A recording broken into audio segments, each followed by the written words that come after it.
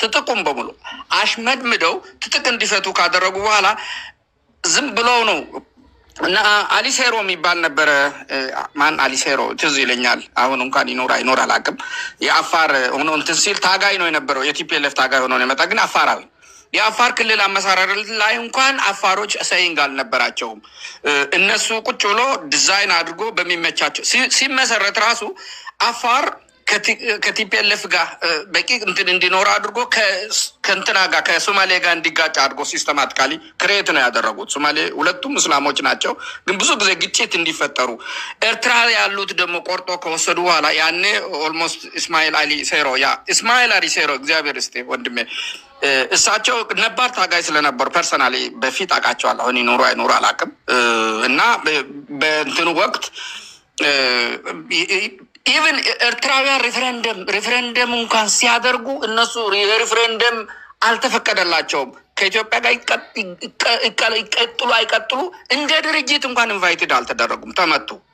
ወደቁ። ተመቱ ብቻ አይደለም ምንም አይነት ሳይንግ እንዳይኖራቸው ሆኖ ነው ቀጥታ እንትን ደሊብሬትሊ ታርጌትድ ነው ማለት ነው፣ ሴሌክትድ ነው። እንደውም በጣም አክራሪ ከኢትዮጵያውያን በላይ ኢትዮጵያውያን ሆነው የወጡም የአፋር ጀግኖች ነበሩ። አብሶሉት ሽት ዳውን ነው የተደረጉት፣ ተገደሉ። አፋር ህዝብ ጦረኛ ስለሆነ ቅስቀሳ እንዳያደርጉ በዚህ ልክ የአፋሩን ህዝብ ከኤርትራ እንትን እንዳይሉ ተብሎ በሴራ ተቀንድቶ የተሰራ ስራ ነው። ግፍ ነበር። የኤርትራ ግፍ ነው የደረሰበት። ኤርትራን እንደ ኤርትራ ስታዩ አብዛኛው እኮ አገዎች እኮ ናቸው። ብሌን እኮ አገው ነው።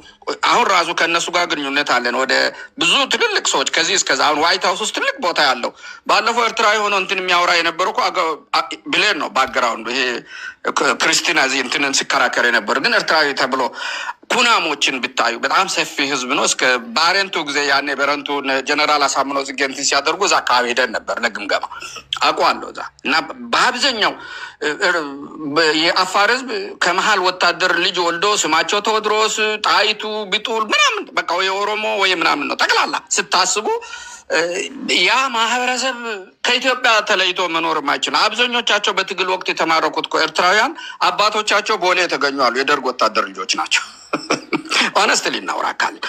እና ኤርትራ እንደ ኤርትራ ኮምፖዚሽኑን ቁጭ ብላችሁ የሆነ ኤሊት ግሩፕ አለ ሀማሰን አካባቢ ከትግራይ ጋር የተቀላቀለ ነው። እና ይሄንን አይደንቲቲ ጨፍልቀው አሁን ያለው መንግስት ያንን አዘ ትራንጉሌት አድርጎ መንግስታዊ ፓወሩን ተጠቅሞ አብዛኛውን ሻዕቢያ 100% ራን የሚያደርገው በግብፅና በነዚህ በአረብ ሀገሮች ኢትዮጵያን በሚጠሉ ኃይሎች ናቸው። ኃይለኛ ገንዘብ ይሰጣቸዋል።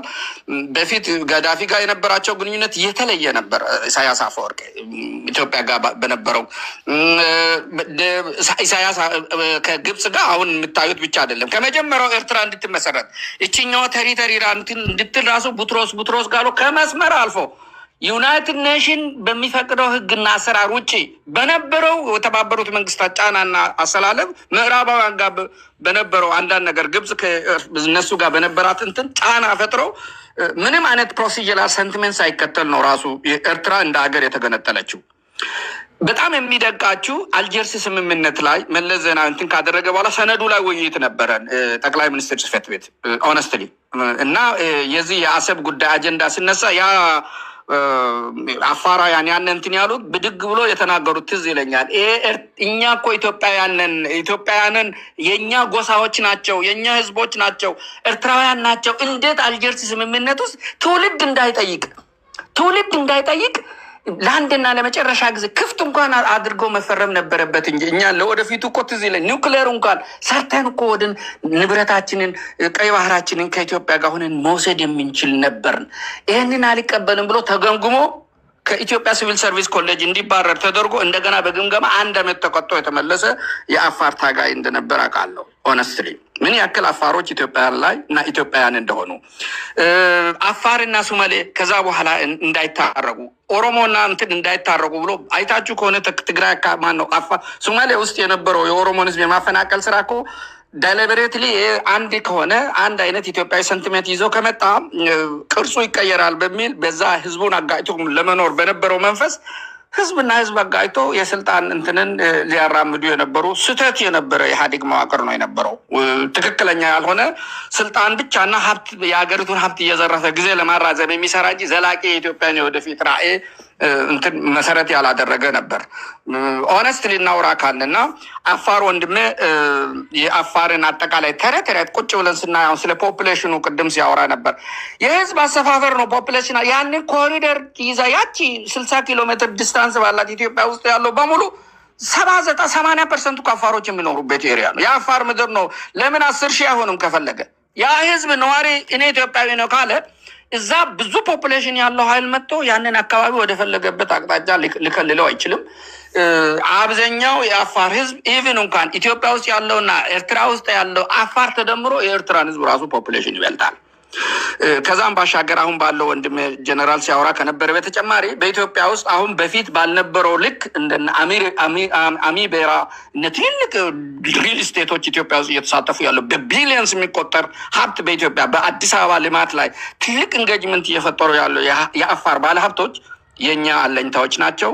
ወገኖቻቸው ኤርትራ ውስጥ ያሉ ወገኖቻቸውን ከኛ ጋር ሆኖ ወደ ቤተሰቦቻቸው እየተቀላቀሉ የቀይ ባህርን ከኢትዮጵያ አካል አድርጎ ከኢትዮጵያ ጋር በኢትዮጵያ ዊነት ስሜት በነበራቸው ታሪካዊ ዳራ ልክ በኢትዮጵያ ውስጥ ጉልህ ስፍራና ድርሻ እንዲኖራቸው ኢትዮጵያውያን በሙሉ በጋራ ታግለን መስራት አለብን። አሁን መንግስት ልዩ የሆነ ስፔሻል የሆነ ግንኙነት በመፍጠር አንድ ጀነራል ተመድቦ በአፋር የሚንቀሳቀሰው ኃይል የአፋር ጥቅም ከማስከበር አንጻር ከአፋር ውስጥ ኤርትራ ውስጥ ካሉ የአፋር ጓዶች ጋር ከፍተኛ የሆነ ስራ እየተሰራ ነው ያለው። በእርግጠኝነት ክሌሚንግ ራሱ ወደ ኢትዮጵያ የመምጣትና ባህር በሩን ወደ ኢትዮጵያ ከማምጣት አንጻራዊ ሁኔታ የአፋር ድርሻ ትልቅ መሆኑ ተገንዝቦ ከዓለም አቀፍ ህብረተሰብ ጋር ከሌሎችም ጋር መንግስት ሰፊ ስራ እየሰራ ነው ያለው።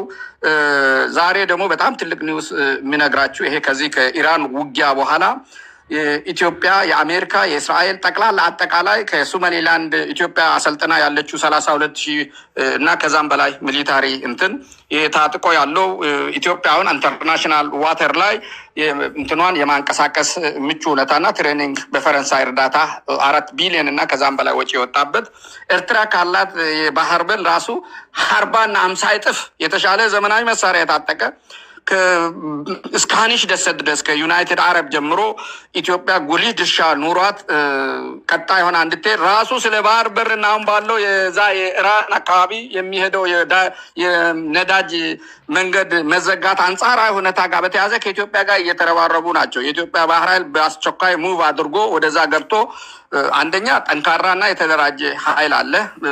በዛ አካባቢ ያለውን የዚህ ትልልቅ የዓለም ሂውጅ የኦይል ኔትወርክ ለማገዝ እንዲያስችል በጣም በሚደንቃችሁ ሁኔታ የዓለም አቀፍ ደህንነት ከፍተኛ ተቋማት ከኢትዮጵያ ጋር አሁን ስራ ለመስራት ዝግጅት እያደረጉ ናቸው። የእስራኤል መንግስት ደግሞ ሙሉ በሙሉ እኔ የእስራኤል ዲፌንስ ፎርስ የምታጠቀውን እንትን ኢትዮጵያ መሰልጠን ስለነበረባቸው ኢትዮጵያን ወጪ ሳወጣ የኢትዮጵያ ህዝብ ቴክኖሎጂውንም ስልጠናውንም እያሳለጡ ነው የሚገኙት። በአጭር ጊዜ ውስጥ ቅርብ ጊዜ ውስጥ የአፋር ወንድሞቻችን ከኤርትራ ያሉም ኢትዮጵያ ውስጥ ያሉም የኤርትራ ህዝብ ደግሞ ይህንን አጋጣሚ ተጠቅሞ ከዚህ አውሬ ነፃ ወጥቶ የኢትዮጵያና ኤርትራ ህዝብ ሰላማዊ ግንኙነት ተጠናክሮ የሚቀጥልበት ሁኔታ ይፈጠራል የሚል ተስፋ አለ።